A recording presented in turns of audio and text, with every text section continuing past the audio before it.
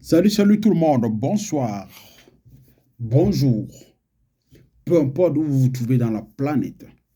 Alors, je viens ici pour faire juste une petite analyse, pour expliquer certaines petites choses du peu que je connais. C'est que, en fait, lorsqu'on montre, on dénigre, on malparle de l'OTAN, parce que oui, certes, l'OTAN a fait beaucoup de mal dans le monde, l'OTAN a beaucoup détruit, surtout en Orient, mais pas seulement. Même en Afrique, ils ont fait du mal. Ils ont vraiment fait des choses pas du tout, des choses déplorables, malheureusement. Mais seulement, j'aimerais vous dire que même notre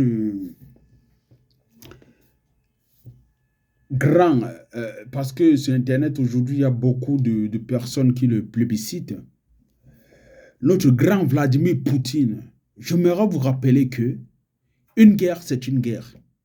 D'accord? Une guerre, c'est une guerre. Elle détruit, que ce soit une guerre de l'OTAN ou une guerre russe. La guerre, elle détruit. D'accord? Elle n'est pas là pour rigoler. Elle tue. D'accord? Elle laisse des mères, des femmes, des enfants, orphelins, célibataires et mères pleurer. Donc, il faudrait déjà qu'on sache que, avant tout, nous ne sommes pas dans un monde de bisounours. Aujourd'hui, qu'est-ce qui est en train de se passer? Les gars, sachant que nous sommes à deux doigts, comme ça, de que ça pète d'une guerre mondiale, à deux doigts. Et pourquoi nous sommes à deux doigts d'une guerre mondiale? Parce que lorsqu'on parle de l'OTAN, l'OTAN a mené, les guerres que vous voyez l'OTAN mener dans le monde entier, qui pour moi, la troisième guerre mondiale qui a été menée en Orient depuis toujours, pour mener une guerre au ce qu'on appelle à la religion que tout le monde connaît, qui est détestée par certaines personnes, cette guerre-là a été menée, pour moi c'est une troisième guerre mondiale qui a commencé dans les années 90, hein, par l'envahissement de l'Irak et tout. C'est une guerre qui est vraiment faite, qui a été faite non seulement pour contrôler les ressources de ce côté-là, mais aussi pour mener une guerre à cette région. Donc je vais vous faire savoir que nous sommes à deux doigts d'une guerre mondiale. Et pourquoi? Parce qu'aujourd'hui, nous sommes en train d'aller vers un monde multipolaire. Parce que le monde monopolaire, le monde que les États-Unis, l'OTAN et ses collaborateurs contrôlaient, une certaine partie de l'élite, ou alors, disons, un certain bloc qui est le bloc asiatique, russe asiatique, en a marre. Ils en ont marre. Alors, ils veulent aussi leur propre indépendance et un certain monopole. Ils en ont marre d'être dépendants. Les échanges mondiaux sont complètement le monopole du dollar. Ils n'en veulent plus de ça. Ils veulent maintenant former un autre bloc, un contre-pouvoir contre les États-Unis d'Amérique, qui sont à la tête de l'OTAN, et les autres suivent. Donc, nous sommes en train d'aller dans un monde où il y aura deux blocs de puissance multipolaires, où il y aura plus seulement un seul bloc comme à l'époque. On va avoir un monde de deux blocs multipolaires, de puissance multipolaire. C'est vers ce monde-là que nous allons, où il y aura vraiment une guerre froide, mais pas celle qu'on avait dans les années 50, les années 60, jusqu'aux années 90. Donc 80, fin 80, années 90 même, disons, lorsque le mur de Berlin a chuté. C'est vers ce monde que nous allons, mais encore pire que la guerre froide, parce que la Chine fera partie. Parce que la Chine, la Russie et les autres pays qui sont leurs sympathisants veulent aussi avoir un certain monopole. D'accord? D'où les guerres. Les guerres que vous voyez la guerre à gauche, à droite, mais la guerre de l'Ukraine aujourd'hui, on nous dit que M. Poutine, il va surtout pour combattre les néo-nazis et prendre le Donbass, parce que le Donbass, 90% des habitants du Donbass parlent russe, donc ils se sentent russes. D'accord. Mais avant tout aussi, c'est pour contrôler les ressources, les gars. Nous ne sommes pas dans un monde de business. Vladimir ne va pas là-bas pour juste apporter la paix, parce que lui, c'est le seigneur de la paix. Sur terre, c'est le Dieu de la paix, il veut la paix. Certes, c'est un très grand président. Je ne pourrais même jamais être contre lui. Je suis contre personne, moi, ni pour personne. Je ne fais que des analyses que doit faire un intellectuel, quelqu'un qui réfléchit, et un petit stratège que je me sens. c'est que avant tout, il y a des ressources à contrôler. Je viens le contrôler, sinon il ne fait pas de guerre. Donc voilà. Donc M. Vladimir, il est là d'abord pour apporter la paix au Donbass, parce qu'il en a marre qu'on bombarde le Donbass. 1. 2. Contrôler les ressources. Et 3. Maintenant, récupérer le Donbass pour que ça fasse partie de la Russie aujourd'hui, ou alors que ce soit indépendant et soit un de ses pays collaborateurs. Voilà ce qui est en train de se jouer là. Et nous sommes à 2 doigts d'une guerre mondiale, juste parce qu'il y a une partie qui veut contrôler, veut continuer à contrôler, et il y a une autre partie qui dit non, non, non, moi aussi je veux une place. Donc tu me fais la place, tu coupes le gâteau en 2. J'ai une partie, tu as une partie, et on forme 2 blocs. Ou alors, en coulisses, parce qu'il y a une vraie guerre qui se passe dans les coulisses, on négocie, et si ils réussissent à négocier et à s'entendre, on va vers une nouvelle ordre mondiale sans guerre.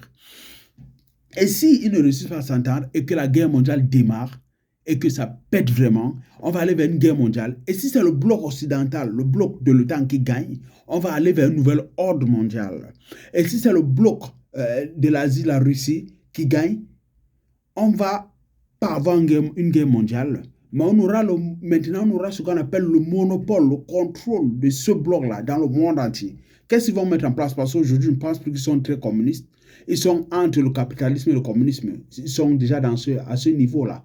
Donc, c'est ce qu'on va avoir. Et quel est le nom intellectuel qui peut sortir là? Le capitalisme et le communisme. Mais il faut commencer. Je suis en train de réfléchir quel nom je peux sortir avec ces deux, avec la fusion de ces deux mots. Le capitalisme et le communisme. C'est ce qui se vit en Russie. C'est ce qui se vit en Chine. C'est ce qui se vit presque dans la majorité des pays d'Asie aujourd'hui. Ce n'est plus le communisme. Le communisme, c'est mort, c'est fini. Même le capitalisme, c'est mort, c'est fini. Depuis les années 90, le capitalisme n'existe plus.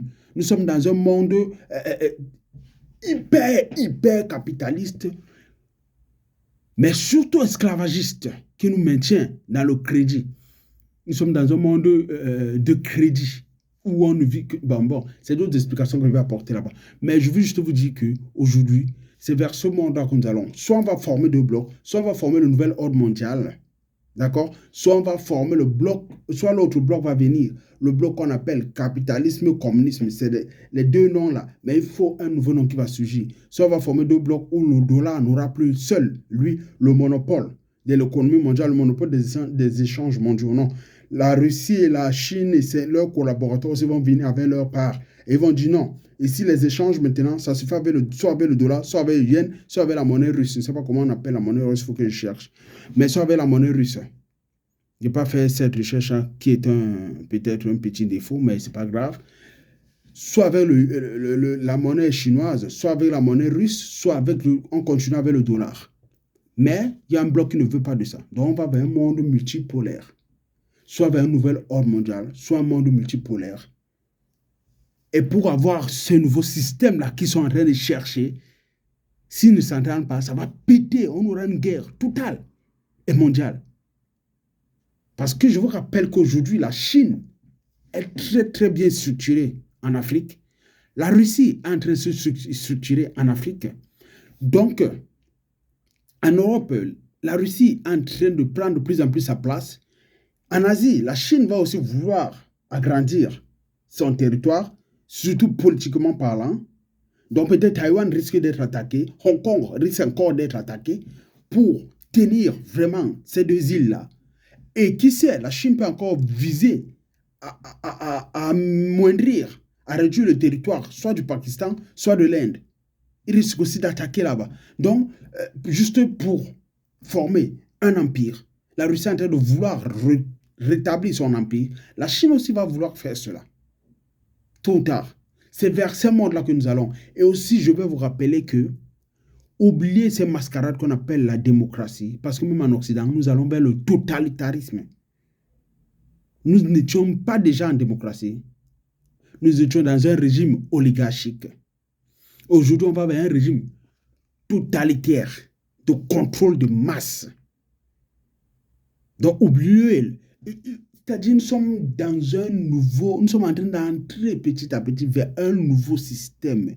Et moi, j'aurais bien aimé qu'on entre dans ce nouveau système-là sans guerre. Mais on risque d'avoir une guerre.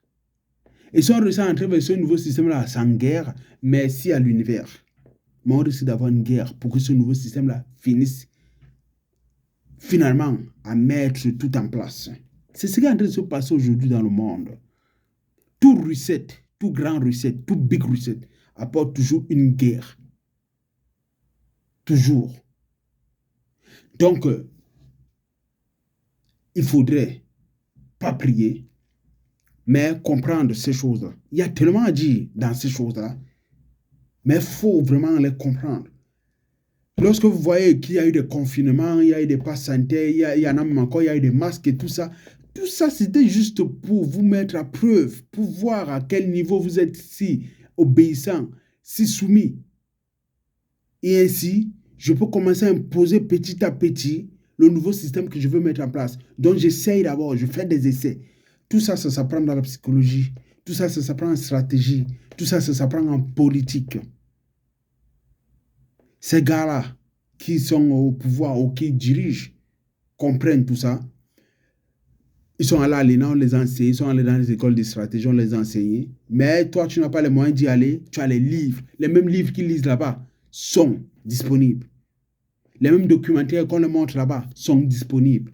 Il suffit de chercher. Tu auras le même savoir que monsieur, soit il a même quel savoir, monsieur, notre gouvernement a même quel savoir. Ils ont même vraiment quel intellectuel là. Je trouve aucun qui soit intellectuel là-bas. Mais tout le savoir qu'ils ont, tu es capable de l'avoir. Il suffit de chercher et de comprendre. Et notre monde vers lequel nous allons, on était déjà sous un régime oligarchique. Et là, on va vers un régime totalitaire, comme en Chine. Ou même pire. C'est vers là qu'on doit... Donc, oubliez vos droits là. Oh, on a piétiné nos libertés. Oh, on a piétiné... Vos libertés sont parties et ne reviendront plus. Mais il faut savoir aujourd'hui comment est-ce que je peux continuer à vivre libre. Mais dans un monde totalitaire. Dans un monde qui piétine ma liberté, comment est-ce que je peux continuer à vivre libre? C'est cette stratégie que tu dois mettre en place pour continuer à être toi libre. D'accord? Et pour cela, parfois, nous sommes obligés de tourner, par exemple, vous serez amené à détourner le droit. Ou alors comprendre le droit et savoir comment détourner ce droit-là. D'où c'est important aujourd'hui pour ceux qui veulent. Il y a deux choses à étudier aujourd'hui. C'est le droit et la psychologie. Surtout la psychologie de communication, la psychologie d'influence. Parce que tout ce qu'on nous appelle la communication politique et toutes ces bêtises-là, ce n'est que de gros noms, de gros titres qu'on donne pour vous embrouiller l'esprit.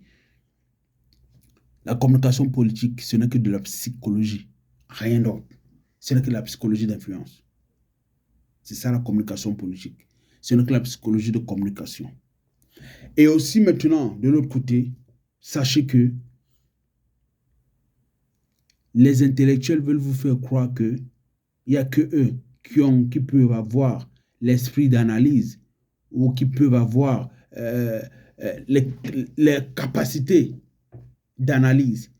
Tout un chacun de vous, même l'agriculteur du fond de mon village, en Bengue, est capable de faire une analyse politique très concrète et très élaborée. Si vraiment, il se met à lire et à chercher. Voilà. Prenez soin de vous. Passez une bonne journée ou une bonne nuit. Au revoir.